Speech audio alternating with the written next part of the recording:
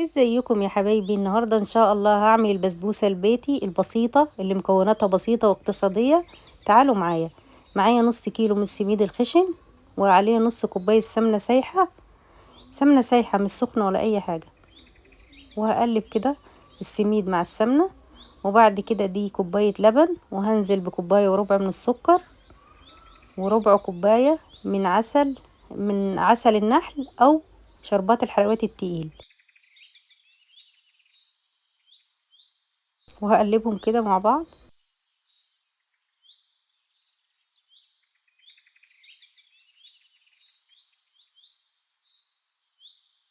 بعد كده هروح لمقادير الشربات.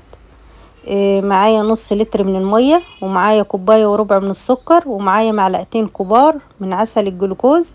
ما عندكيش عسل الجلوكوز هيبقى كل المكونات، وهنحط نص ليمونة، وهنحط في الاخر خالص بعد ما نطفي عليه رشة فانيليا بس.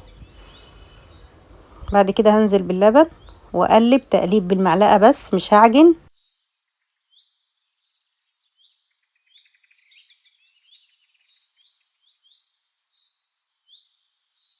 ودهني صينية بالسمنة، دهنيها كويس، وانزلي بخليط البسبوسة كده زي ما انتوا شايفين، وهسويه كويس قوي.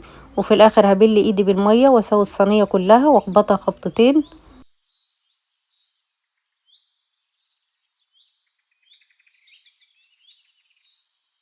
بسبوسة بسيطة ما فيهاش اي حاجة، ما فيهاش سمنة بلدي، ما فيهاش اي حاجة، يعني بسيطة جدا.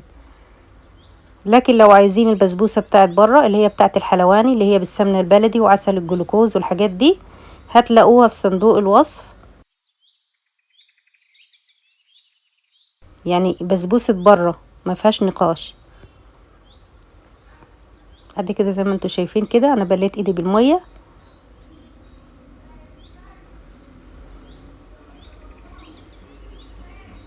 بعد كده لو عايزة تحطي على وشها اي حاجة، عندك اي مكسرات حطي، عايزة تخليها سادة كده حط برضو بتبقى حلوة قوي.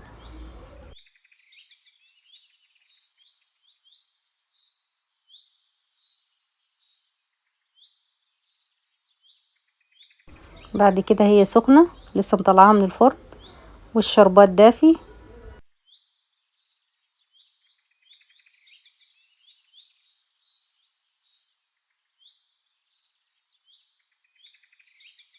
وزي ما انتوا شايفين كده